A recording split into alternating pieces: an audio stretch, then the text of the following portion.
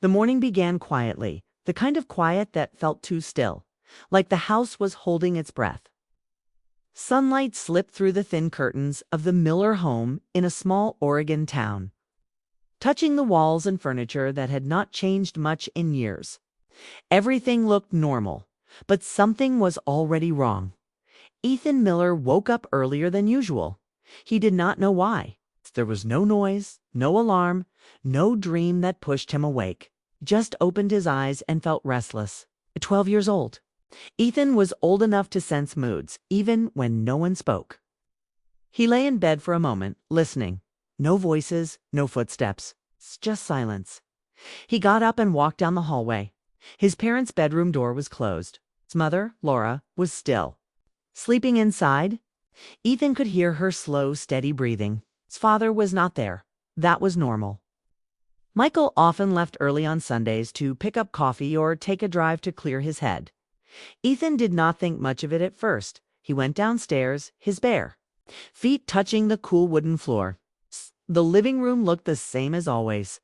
A couch with folded blankets, family photos on the wall, picture of Ethan between his parents at the beach, all smiling into the sun. It was a happy home. Ethan believed that with his whole heart. He walked toward the kitchen, but something caught his attention. Through the front window, he saw his father's car in the driveway. Ethan stopped. His father's car was still there. That made no sense. If his dad had gone out, the car would be gone. Ethan leaned closer to the glass. The car door was closed. The engine was not running. The driveway was empty and quiet. Curious, Ethan opened the front door and stepped outside. The morning air was cool and smelled like wet grass.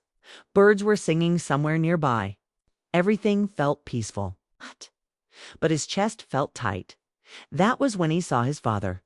Michael was sitting in the driver's seat, both hands holding a piece of paper. His head was lowered. Shoulders were shaking slightly, like he was trying to stay quiet. Ethan froze. He had never seen his father cry. Michael Miller was not a loud man, but he was strong. He worked hard, spoke calmly, and never raised his voice. When Ethan was scared as a child, his father was the one who made him feel safe. Seeing him like this felt wrong, like seeing the sky fall. Ethan did not move. He did not know what to do. He felt like he had walked into a moment he was not supposed to see. Michael took a deep breath and wiped his face with his sleeve. He stared at the paper again. His eyes looked tired, heavy with something deep and painful. Then he opened the car door. As he stepped out, the paper slipped from his hand and fell onto the driveway. Ethan's heart started to race. The paper lay there for a second. Ethan could see writing on it, neat handwriting. It did not look like his mother's writing. Laura wrote with quick, sharp lines. This writing was softer, rounder. Michael quickly bent down and picked it up. He looked around, his eyes scanning the yard. For a moment, Ethan thought his father would see him, but Michael didn't. He folded the paper carefully and put it into his jacket pocket. Then he took another deep breath, straightened his back, and walked toward the house. Ethan rushed back inside before his father could notice him. He went up the stairs quietly and sat on his bed, his heart pounding. His hands felt cold. He tried to make sense of what he had seen. Why was Dad crying? Who wrote that letter? Why did it feel like a secret? A few minutes later, Michael came into the house. Ethan heard the door close. He heard his father move through the kitchen, setting down keys, pouring coffee. Normal sounds. Everyday sounds. Michael knocked softly on Ethan's door and opened it. Smiled. "Morning, buddy," he said. Ethan looked at him closely. His father's eyes were slightly red, but his smile was warm, familiar. "Morning," Ethan replied. "Did you sleep okay?" Ethan nodded. He wanted to ask questions. He wanted to say everything at once, but the words stayed stuck in his throat. Michael ruffled Ethan's hair gently. "Your mom's still asleep. I'm going to make breakfast." "'Kay," Ethan said. Michael left the room. The door clicked shut. Ethan sat there for a long time, staring at the wall. Later that morning, Laura came downstairs. She looked relaxed, still wearing her old sweater, her hair tied back loosely. She kissed Michael on the cheek and thanked him for the coffee. They talked about small things: grocery shopping, work, plans for the afternoon. They looked like the same couple Ethan had always known. But Ethan felt different. At the breakfast table, Ethan watched his parents closely. Laura laughed at something Michael said and reached for his hand. Michael squeezed her fingers back. It was loving, gentle, real. But Ethan noticed something small. Michael's smile faded quickly when he looked away. His eyes drifted toward the window, toward the driveway. Ethan pushed his food around on his plate. His appetite was gone. After breakfast, Laura began cleaning up. Michael went upstairs to take a shower. The sound of running water filled the house. Ethan stood by the sink, helping his mother dry dishes. He hesitated, then spoke. "Mom?" "Yes, sweetheart." Is he sad about something?" Laura paused for just a moment. It was so small, Ethan almost missed it. Then she smiled. "No," she said softly. "Why would you think that?" "I don't know," Ethan said. "He just seems quiet." Laura touched Ethan's cheek. "Your father's just tired. Work's been stressful lately." Ethan nodded. But he didn't feel better. He knew what he had seen. The rest of the day passed slowly. Michael tried to act normal. He joked, helped around the house, even suggested watching a movie together. Laura smiled and agreed. On the outside, everything was fine. Inside, something was breaking that evening. After Ethan went to bed, Laura stayed awake in the kitchen. Michael had fallen asleep on the couch, the TV still on. Laura watched him from across the room. His face looked peaceful, but distant. Like he was somewhere else even in sleep. She didn't know why. But her chest felt heavy. Laura had loved Michael for over 15 years. They had built a life together in this quiet town. They had raised a son. They had shared joys and disappointments, plans and sacrifices. She believed in their marriage. She trusted him. Yet that night, standing alone in the kitchen, Laura felt a quiet fear she could not explain. Upstairs, Ethan lay awake in his bed. He stared at the ceiling, replaying the image of his father in the car. The letter, the tears. He hugged his pillow tightly for the first time. Ethan understood that adults could carry pain without showing it. And somewhere between the silence of that night and the light of the coming morning, a simple family began to change slowly, quietly, without anyone fully realizing it yet. The truth was already inside the house. No one knew it, not yet. The days that followed that quiet Sunday morning felt different in ways Laura and Ethan could not fully explain. Life went on, routines continued, yet a subtle tension lingered in the Miller household. Michael tried to be present, helping Ethan with homework, cooking dinner, laughing at Laura's jokes, but there was a distance in his eyes. He smiled, but the light in his gaze was softer, as though part of him was somewhere else. Laura noticed it more than she let on. She tried to tell herself it was just stress, work pressure, nothing more, but deep down, she knew it was something else. It was on a rainy Thursday that Laura finally found the letter. Michael had left an old novel on the shelf in the living room, a book he never read but always kept nearby. Laura had been dusting, rearranging the shelves when the book fell in her hands. It slipped open in the middle, and there it was. The folded paper. She recognized the handwriting instantly. It was Michael's. Her hands trembled slightly as she unfolded it. She read the words quickly, almost afraid to slow down, afraid that if she paused, the reality of what she was reading would somehow vanish. The letter was not new, was worn, folded many times, edges slightly frayed, as if it had been opened and closed over and over again. The first lines brought a lump to her throat. Michael was writing to someone named Anna, a woman Laura had only heard of in passing during a conversation years ago. Someone from Michael's past, someone he had loved long before Laura. The letter was filled with memory.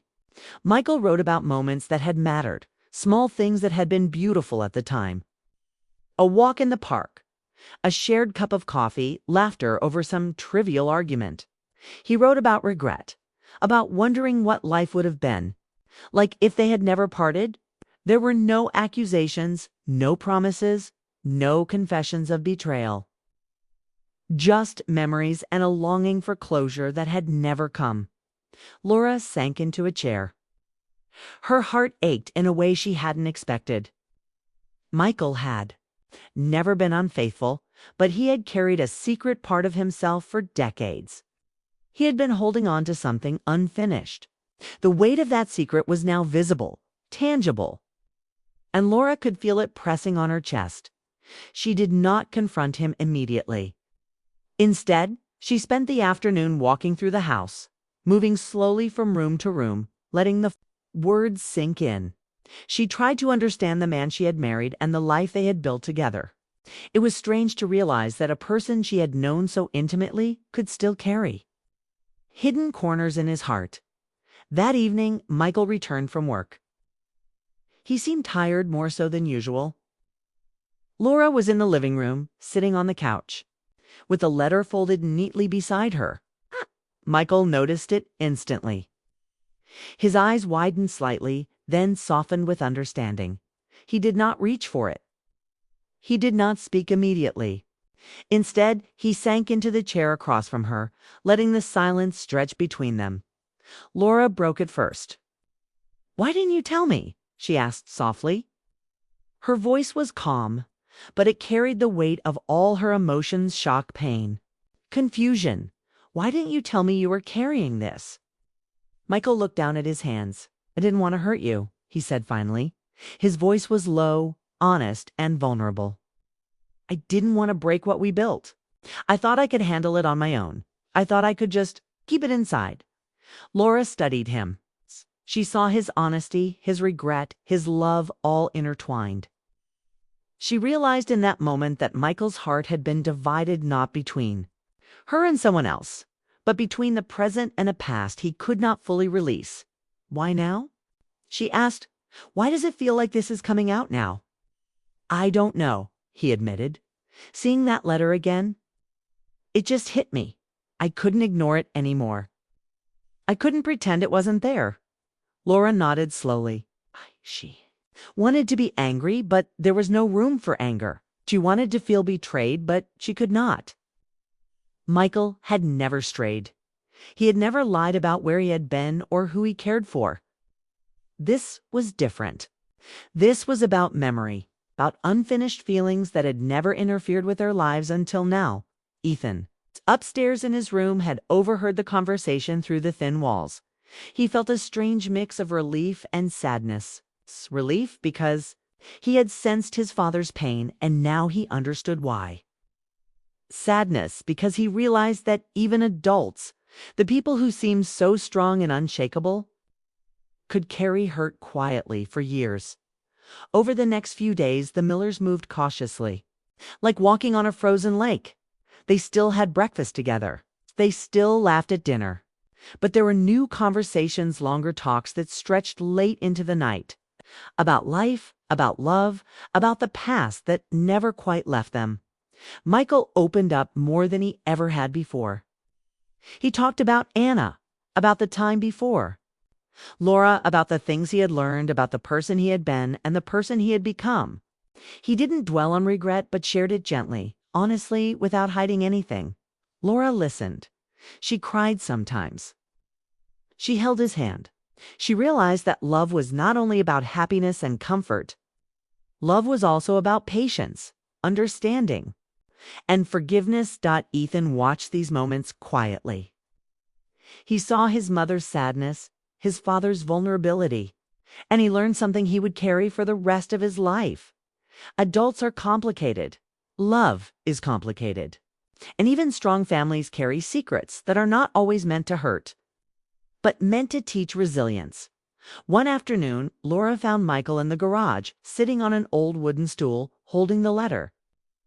He looked tired, but there was a softness in his eyes that hadn't been there before. He looked up when she entered. "I'm sorry," he said simply. "I should have shared this sooner." Laura walked over and sat beside him. I understand now, she said.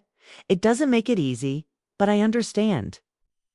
You didn't hide this from me to hurt me. You were just trying to carry it. They sat there together in silence, listening to the faint sound of rain tapping against the garage roof. Laura felt her heart ache and expand at the same time. She realized that forgiveness was not a single act. It was a process, slow and quiet, built on trust and shared understanding. That evening, the three of them sat in the living room. Ethan was reading a book. Michael was flipping through an old photo album, and Laura was knitting quietly. For the first time in days, the house felt peaceful. Not because everything was resolved, but because they were facing it together. Michael put down the album and looked at Laura. I don't want this past to haunt us anymore, he said. I want us to be present, to live in what we have now. Laura reached for his hand. We will, she said. It will take time, but we will. We just need to keep talking, keep being honest. Ethan glanced up from his book, a small smile on his face. He felt the warmth of his family, fragile but real. He knew that things would not go back to exactly how they were. There was no undoing what had been uncovered. But he also knew that love, true love, could grow stronger when it faced the truth instead of hiding from it. The days became lighter. Michael smiled more freely, though there were moments of quiet reflection when he would stare out the window, lost in thought. Laura continued to support him, giving him space while staying close. Ethan learned to ask questions, to listen, and to offer small reassurances, a hug, a word of comfort, a shared joke. Weeks passed, and the letter remained, tucked safely away in a drawer. It was no longer a source of tension, but a reminder of life's complexity. Michael had faced the past, Laura had faced her fears, and Ethan had learned the subtle lessons of love, patience, and resilience. One night, as Laura tucked Ethan into bed, he whispered, Mom, will Dad be okay? Laura kissed his forehead. Yes, honey, he will. And so will we. She turned off the light, closing the door gently behind her, and leaned against it for a moment, letting out a quiet sigh. House was still, but it no longer felt heavy. It felt real, alive, and full of love that had been tested but not broken. Later. In the living room, Michael and Laura sat together, holding hands, letting the quiet night fill the space between them. There were no more secrets now, only understanding, acceptance, and the quiet promise to face everything together as a family. Some truths do not shatter a family. They arrive softly, almost like a whisper, and ask you to grow, to forgive, to heal, and to love more deeply than you ever thought possible. And in that quiet house in Oregon, Millers learned exactly that. The past could not hurt them anymore. It could not take away the love they had built. It had only reminded them of what truly mattered: honesty, presence, and the courage to face life together. And with that, the family finally felt whole, again, not perfect, but real. And that was enough.